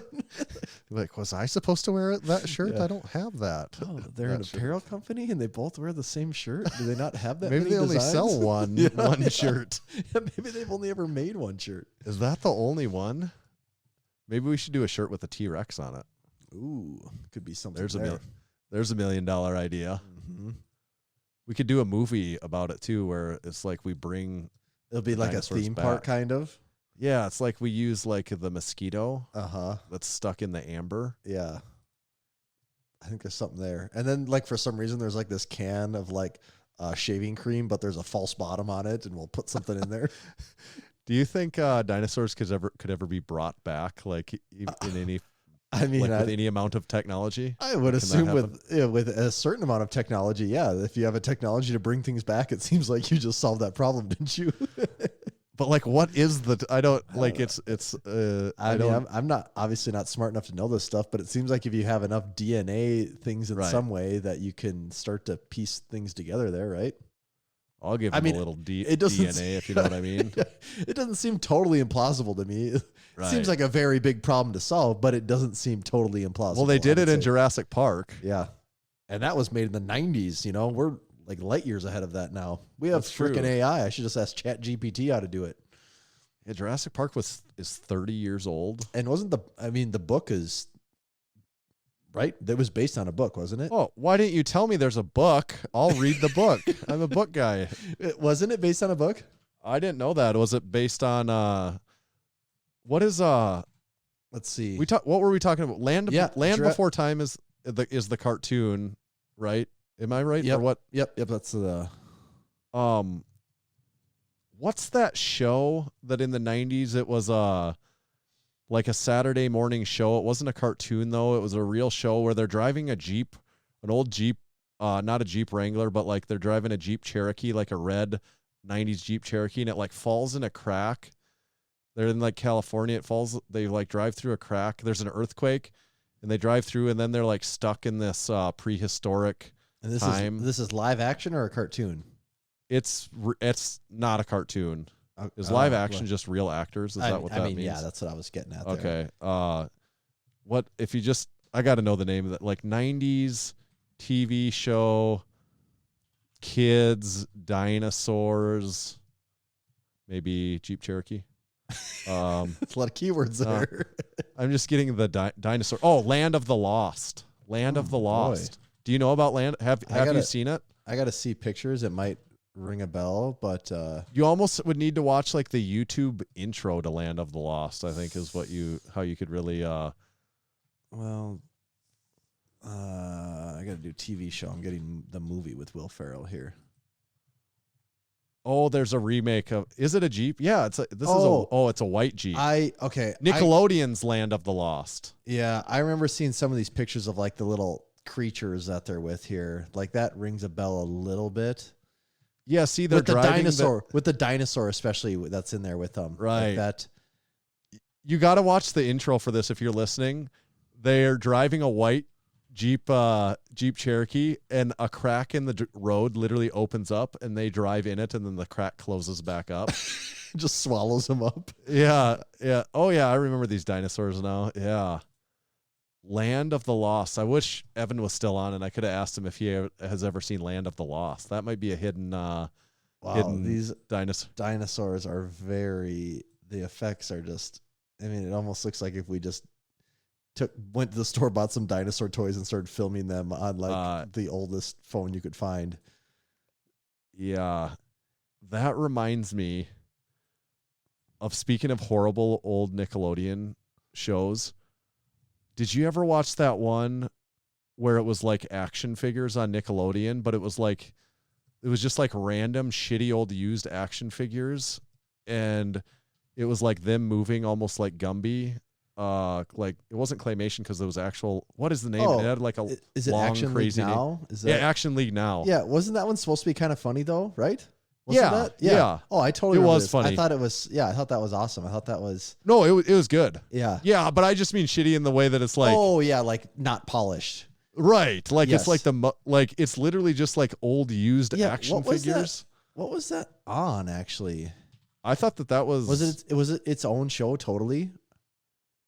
At first, I don't think it wasn't it a part of Yeah, another part show? of all that. There you go. Okay, Yep. yeah, That's but what- didn't it eventually become its own show or not? Yeah, I think that's what it looks like here, according to the Wikipedia article. yeah, all that. Yeah, interesting. It's like there's one guy that was always like got like melted every Yep. episode or something like Yep. that. Yeah, kablam, all that. Interesting. Yeah, I forgot about that. Yeah, that's number 51 episodes. That's surprising. Yeah, Meltman, Justice. That's funny. Did you watch that though? I do remember seeing those. I do remember seeing those on before. Land of the Lost had 43 episodes. I bet I saw them all at one point in time because I remember that show really well. There is no way I would have sat and watched something that looked that shitty and then was also not cartoons when I was little. Like that was not going to happen. Yeah. What about? what about what? What now? I'm just thinking of old Nickelodeon shows now. Did you ever watch Hey Dude? Or I did like, a these little kids bit. to be old enough that they're actually like we almost weren't old enough. Yeah, old enough and I to- remember that being on and like because I remember like that being on, and what was the one with the brothers too? Pete and Pete. Yeah, but like same thing. Like when I was a kid, I just loved cartoons so much Right. that like stuff like that, I hated it. I'm like, no, I What want to a- watch cartoons, not. What about people. Are You Afraid of the Dark? I remember that too, and I was always afraid of things. Like scary things scared me. Yeah. Are You Afraid of the Dark? I could kind of tolerate that, but even then, there was times where that was kind of scary for me too.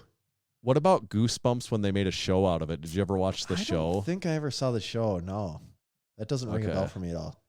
Why Yeah. did you? What was that on even? Maybe I'm making it up that it was a show. No, I'm I pretty sure it was- believe it totally. I don't know.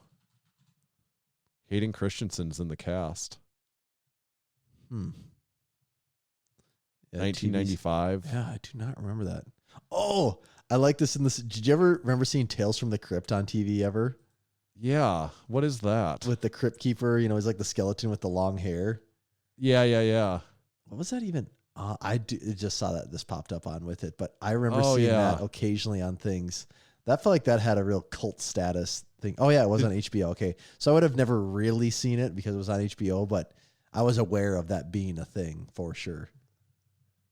Did you ever read Mad Magazine? No, I didn't, and it was just because I didn't have access to it because I totally would have read that if I could Yeah, have. I used to get Mad magazines like on occasion. Like if I was out with my mom, I could like persuade her into getting me Mad Magazine. And so not wholesome content in Mad Magazine. Yeah, so not for little kids. And what's the knockoff? Well, Mad Magazine doesn't exist anymore, does it? I don't Isn't know it if the magazine is Cracked? Oh, I don't know. Cracked. But there was Mad Yeah, TV Cracked too. Magazine. Yeah. Did you like watch that ever? Yeah, wasn't that like Stewart where he's like, That's where Michael it's like, McDonald. no, yeah. Let me do it. That whole thing. And, Look what I can do. Yep. All that. Oh. Yeah, they had a couple. Mad TV was kind of funny. Oh, Will Sasso was on Mad Yes, TV. Will Sasso. Yep. Bobby Lee was on there. Like that was definitely a time where there wasn't a ton of dumb funny stuff on TV. Like it felt like in the 90s, a lot of just funny TV was all sitcoms, like stuff like that. And so then you had Mad TV, SNL, and then even a little bit of In Living Color, right? Is that what it's called? Yeah. And that's where you could get some like goofy, wacky stuff going on. So yeah, I always loved all that stuff. Do you know what the cover boy for Mad Magazine, what his name is? No. Alfred E. Newman. Is that a actual person or is that just purely a character? I think he's just a made up mascot, essentially, is what he's, I guess you'd call it a mascot. It's kind of, what a weird thing. Is iconic though. That this Yeah. magazine is this redheaded kid with big ears. Look up Cracked magazine. You've never seen that before or heard of that? It's essentially was like Mad Magazine. I would guess I don't know if it's maybe like it was Budget Mad Magazine or like their competitor. Boy, I'm just looking at some covers, and this is. I feel like I've never seen this in my life. Okay, but are those a thing? Like, well, is Sports Illustrated a thing? They both have websites, so I don't know if they print anything, but they have websites. Wonder who is like. I just don't know what like. What I liked about Mad Magazine, there was always like a centerfold thing that you had to like try. It was like this wacky picture, and then you like tri-folded it, and it actually turned into a completely different picture. That's kind of cool. Yeah, it was always cool. Where I was like, oh yeah, that's funny. To follow up on our original point, though, yes, Tanner, there was a Jurassic Park book that was released in 1990. 3 years before the movie, in case you were curious. I wonder if it follows pretty closely to the movie script then. I would imagine it's got to be pretty close. Yeah. There was no dinosaurs in the book, but they did add that for the movie. It was about a group of ill-tempered sea bass with lasers on their heads. Wait, was this Austin Powers' book? Or Jurassic Park? There you go. That's what it was. Okay, I'm getting them mixed up. It's movies from the 90s. They're all the same to me, so I don't know. No different. They're all the same to me. Dinosaur movies are all the same to me. It's just a dinosaur. Yep. I would say all the newer Jurassic Parks are all the same to me because I don't really know them. They all just seem the same. I've even seen for sure one of them, if not two of them, and I can't keep them straight. So yeah. I know that there's obviously with Chris Pratt there's much newer ones, but was there a straight up like Jurassic Park came out in 92, whatever year Evan said it was. Was there like in 94 or 5? Was there a second Jurassic Park then? Yeah. There was. There's an old. Okay. Yeah, like Jurassic Park. The Lost World. Okay, so the movie was 93. Lost World was 97. Jurassic Park 3 was 2001. Okay, so is that 97 one? Was it bad then? Is that what Evan was saying? I think that one's still. No, the ratings aren't too high on that one. Okay. When I click the old button here. And Jurassic Park 3 ratings not too high either. Jurassic World does have an uptick. Jurassic World Fallen Kingdom, about the same. You know what movie holds up? What? I think surprisingly pretty well. I was talking about this with Big Rob on Vintage Weights because did a thing on his YouTube channel and he was quizzing me on Aberdeen stuff. So he was asking me about L. Frank Baum. Oh. And I have watched Wizard of Oz a couple times with my kids over the last couple of years, and it's shocking how well that movie is made for a movie that was made in the 30s. Okay. It's almost like 100 years old. Yes.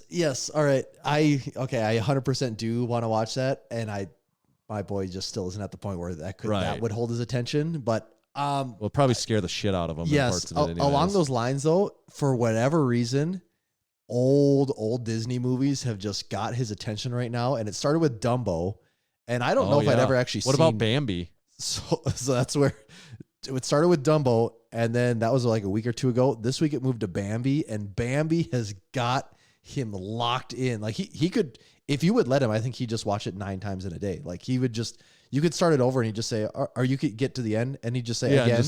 If you'd let him, like you don't let him. Bambi's kind of a sad story though. It is. This is one of those really I weird haven't seen things. Bambi for a long time. Yeah, so I haven't because it's with kids. It's like nearly impossible to like sit and actually just watch the whole thing because you're waiting on them or putting out some fire constantly. So I've seen the beginning 100 times now.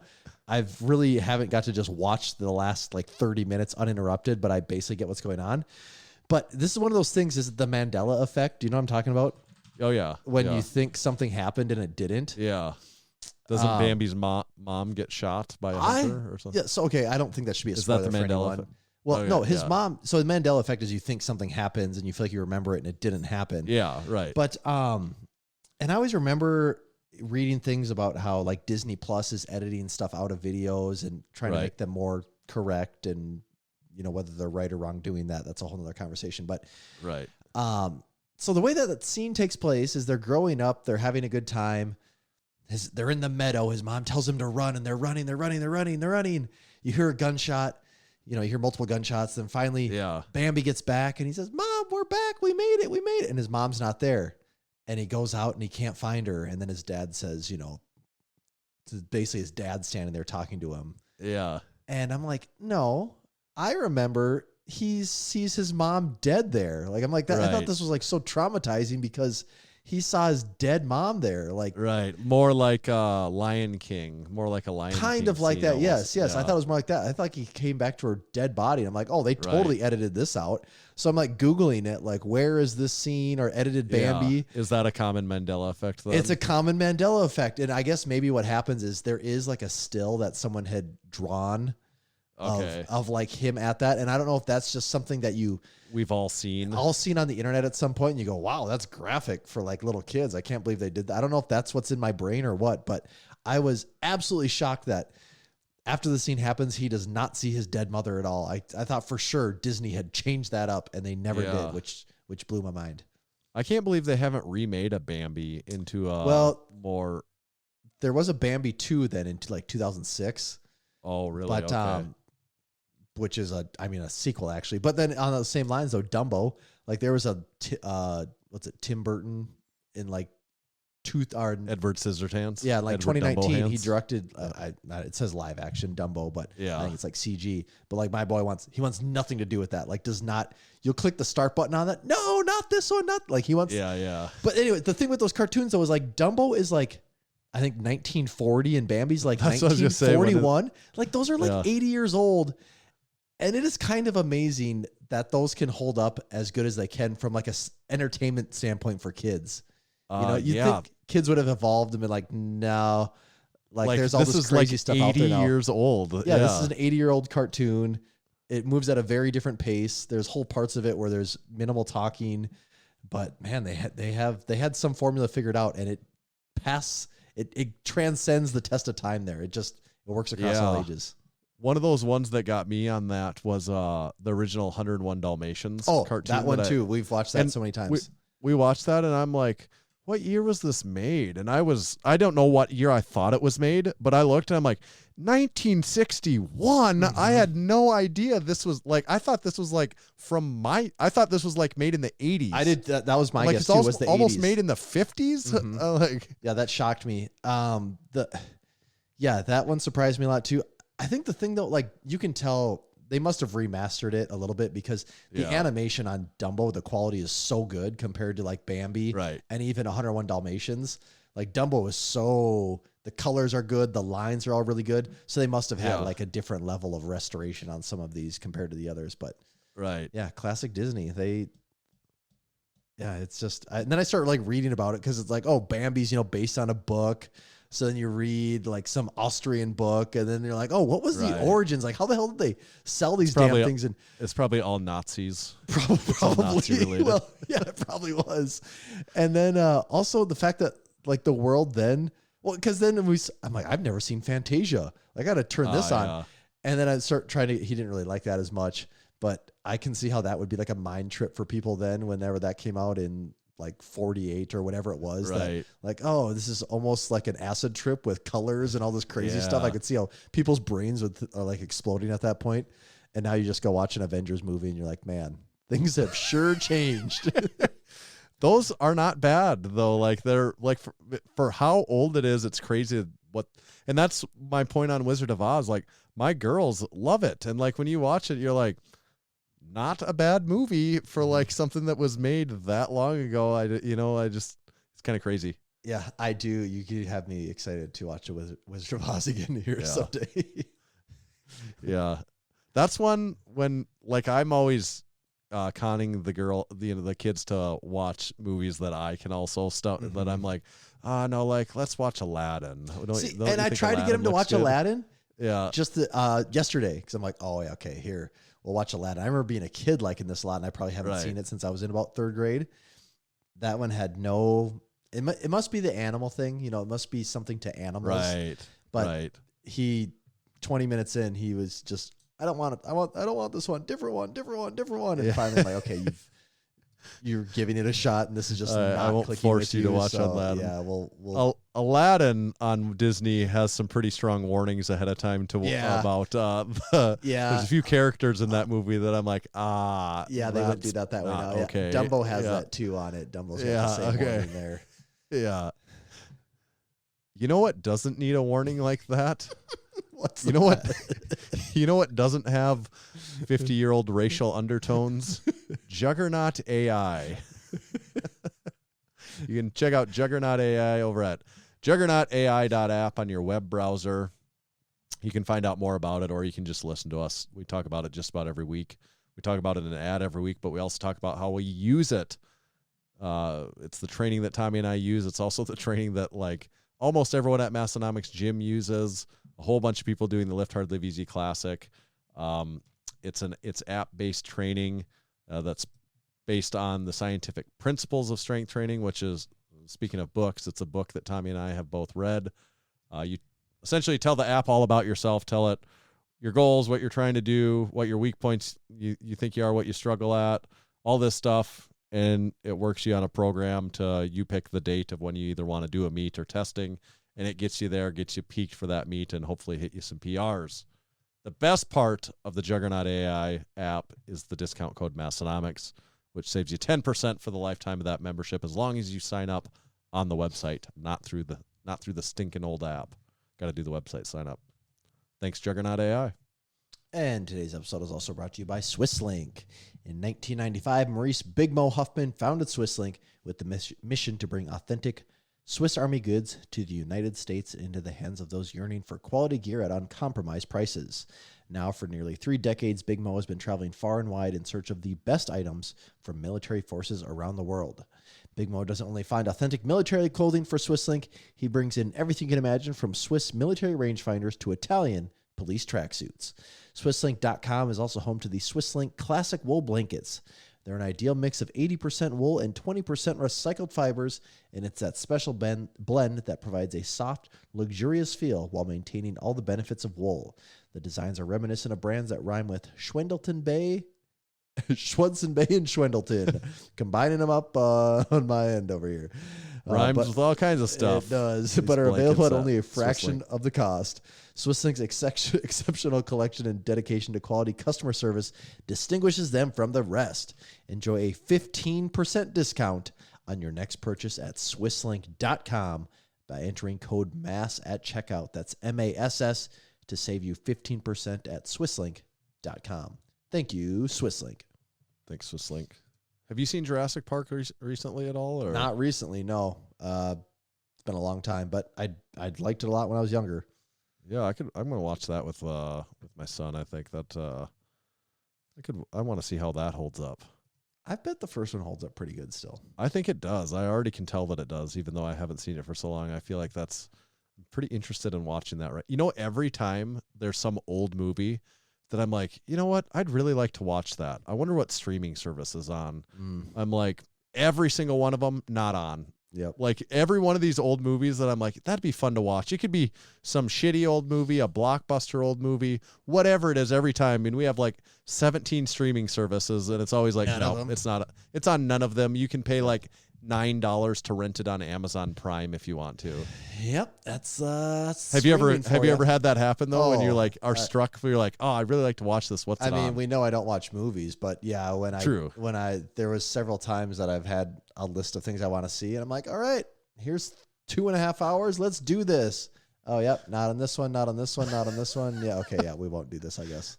Yeah. I'm sure as hell not paying money to watch this. I want to watch it for free and built into the money that I've already paid. God, the number of streaming services, it's just in a constant like ebb and flow of how many we have. And right now we're back on a high of just way too many streaming services. Because I had to get Netflix. I've actually never even had my own Netflix account in my entire life. Had to get Netflix to watch Muscles and Mayhem. Now we got that. Yeah. And now that we got that. Is there like a free month though or something like that? There might have been, but I wasn't going to mess around with that. I'm just like, no, I'll give you my thing to say, to just get the show on with and do this. So have you now that you have it, are you using Netflix? Or? I actually started, we need to just do this as an episode, watch the Arnold thing and then talk about it for an episode. Yeah. I've been meaning to tell you that, but I was going through there. I'm like, oh, this looks interesting. This looks interesting. I watched a little bit of the Tour de France documentary. I clicked on that. I was going to watch and it. I haven't It's yet, interesting. It's a little too French or a little too foreign, the whole thing. You're just reading everyone's subtitles.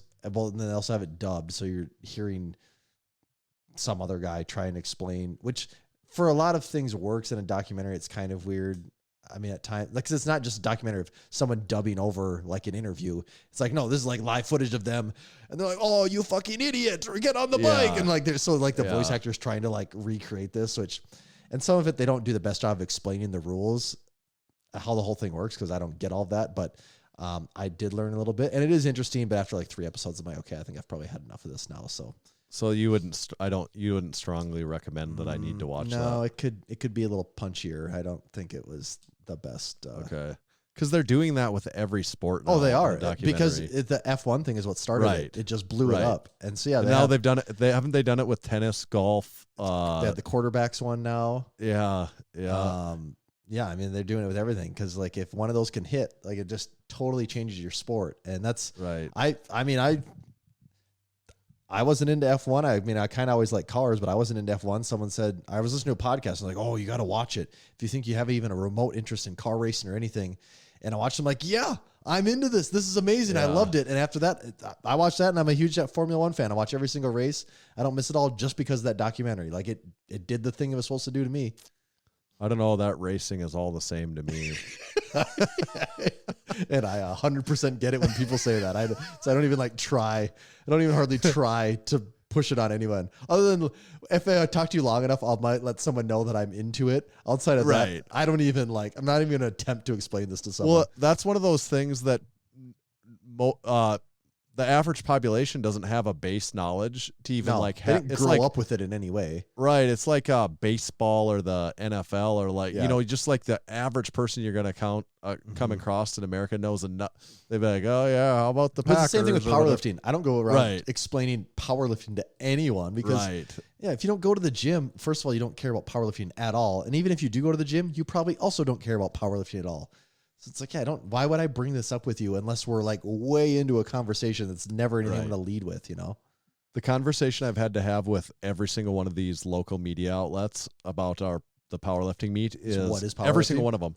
Yeah. Like in the way that it's like, is it like the thing on TV where they lift the rocks and like that's strongman? It's comparable, it's in the same, it's a strength test, yes. Same area, but that's not that. That's strongman. And then it's like, well, is it the thing at the Olympics? After I explained it a little bit, like, oh, it sounds more like the thing at the Olympics. Is it that? Like, well, no, that's another separate sport. It's kind of closer to that in some ways, although there's really more crossover. Yeah, there's technically more crossover, I think, between powerlifting and strongman than there is powerlifting and weightlifting, but it visually looks much more like weightlifting. Mm-hmm. And it's like, well, it's like that. And then the one guy is like, so are any of the people, that you said there's some top ones, are they any of them that have done the Olympics then? And it's like, well, no, this sport isn't in the Olympics. Yeah. It's in the World Games, kind of. But that's a whole separate federation, and so nobody really gets it. No, it's confusing though. It is like that. Just shows right there how much of a hurdle they have to get over because people don't even comprehend what your sport is. Right. How many sports?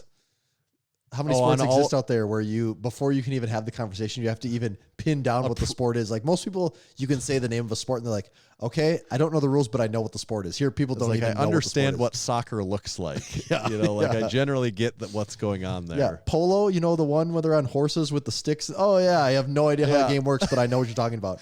It's like powerlifting. Powerlifting is the one with the weights. Oh, the one on the Olympics. No, not that one. Okay. The one on ESPN. No, not that one. It's like, you don't even, it's this other one that you've never seen. So yes, that is exactly right. So I try not to focus on that. And I tell them about how it's kind of cool how we're bringing in people all over from all over North America, and then also like half of it, and then the other half is just like local people. So it's kind of cool in that way. And I tried to sell them on that as the interesting part of it more so than trying to spend countless time explaining what powerlifting even is.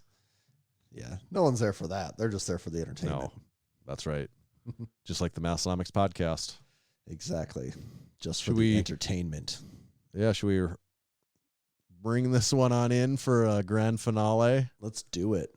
All right. Make sure to check out all our meat stuff that's going on. You'll probably be inundated fully with Lift Hard, Live Easy classic stuff. And then we do have Jefferson deadlift tees from our last drop, and deadlift socks, meat tees, and singlets from right around there. Still some of that stuff available. And then we will have possibly some carryover items coming out of the Lift Hard, Live Easy classic that we might let all of you get in on if these people just don't buy every single thing that we've got at the meet. We'll have to wait and find out. Like us on Facebook, subscribe on YouTube, like us on Threads, big Threads. Thread us up. What do they call what do they call a post on Threads? I think it's a thread. Is it? Okay. All right. Did I ask you that last week? I think. Well, I don't think I knew the answer to that, and I'm not even positive now, but I think I do. Yeah, you don't seem super confident in that answer this week either. Yeah, I do think it's a thread, though. Have you spent much time on Threads yet? No, I posted a couple times. We've got a couple thousand followers or something on there. Okay. Did you know? I should give you a fair warning. You can never delete your Threads account. Did you know that? Oh. It's tied to your Instagram account. So if you delete Threads, you delete your Instagram account, which we never want to do. I don't know if you know that, but the Instagram account is important to our business. So should I go delete Threads right now? Is that what I'm on? I heard delete Threads and I just did it. So that's okay, right? Okay, you moved pretty fast on that one. Is this going to be a problem? Button here. Yes. So please, like we've said before, we desperately need your likes, comments, and subscribes. Don't bother purchasing anything from the website. Just like us on so many social media platforms. We just want the same 20 people to like us on all the platforms. That's all we really need. Then we'd have it made. We wouldn't have to ask for anything else. No, we just need the same core group of followers just to follow us on like 15 different things. Yeah, we don't want anyone new, just the same ones. There's so many things that someone could follow us on right now. There's a lot of them. So many ways. Varying levels of content and engagement on each one of them. Yes. Tommy, where do they find you at? You can find me at Tomahawk_D. You can follow me at Tanner_Baird, but just make sure to follow Massenomics at Massenomics. See you.